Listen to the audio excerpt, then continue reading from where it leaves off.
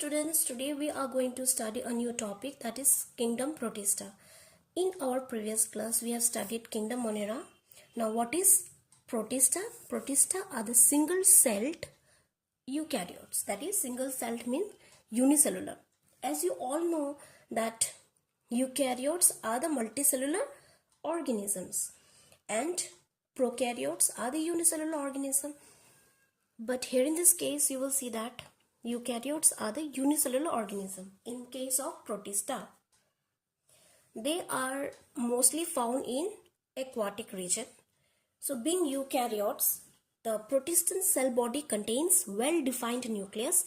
They have well-defined nucleus and other membrane-bound organelles. Okay, other membrane-bound organelles are also present. Now, their type of nutritions, they are photosynthetic, heterotrophic and mixotrophic. So photosynthetic means we have already studied heterotrophic also.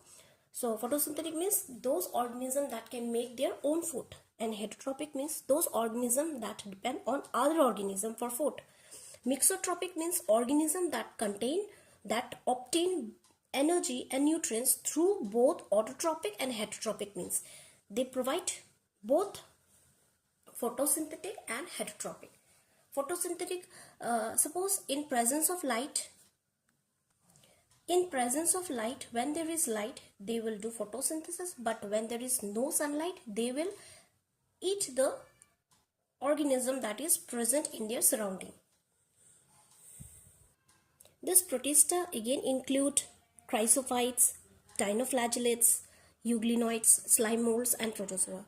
These chrysophytes and dinoflagellates are photosynthetic in nature.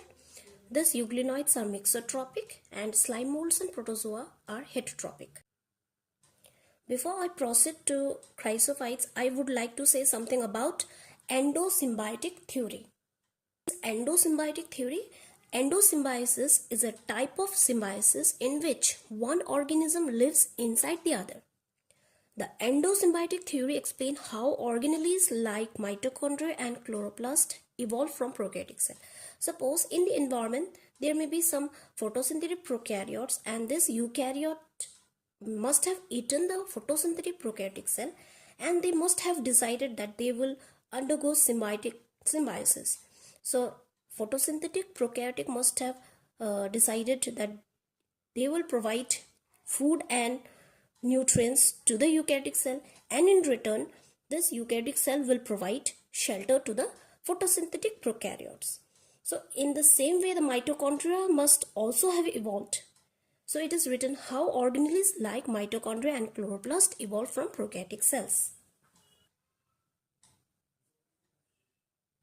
These chrysophytes are again divided into diatoms and desmites.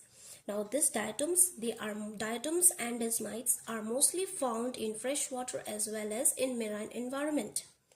These diatoms are chief producers in the oceans.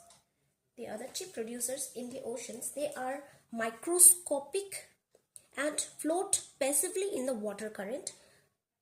For example, phytoplankton.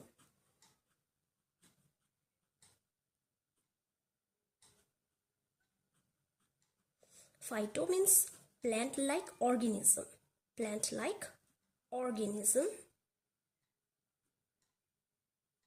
And plankton means they flow with the wave.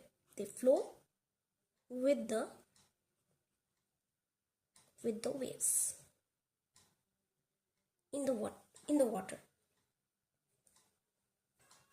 Now this is the structure of diatoms. You can see that these are the walls of the diatoms. They overlap each other. This cell wall overlap each other just like the soap box.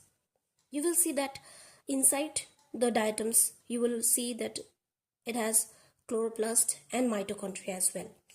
And this cell wall is embedded with the silica, and this wall is very rigid and very hard. You cannot break this cell wall very easily. It's very difficult to break the cell wall.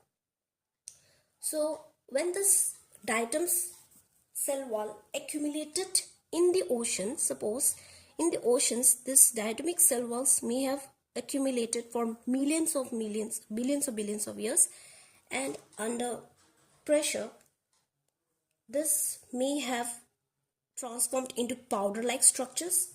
These powder-like structures are nothing, they are the diatomaceous earth.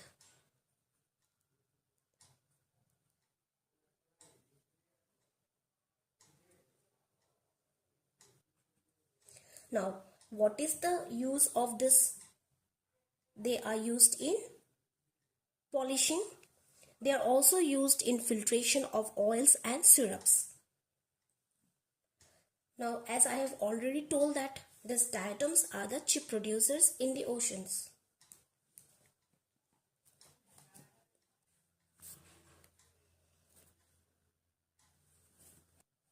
Say chrysophytes. This group includes diatoms and golden algae. Desmites. They are found in freshwater as well as in marine environment. They are microscopic and float passively in water current. Most of them are photosynthetic, as I have already told that these chrysophytes are photosynthetic in nature. These diatomic cell walls form two thin overlapping shells. As I have already told you, this cell wall overlap each other. These two cell wall overlap each other, and this cell wall is very hard, that you cannot break the cell wall very easily, and thus the walls are indestructible. Thus diatoms have left behind large amount of cell wall deposits in the habitat. This accumulation over billions of years is referred to as diatomaceous earth. So they are also used in polishing, filtration of oils and syrups. Diatoms are the chief producers in the oceans.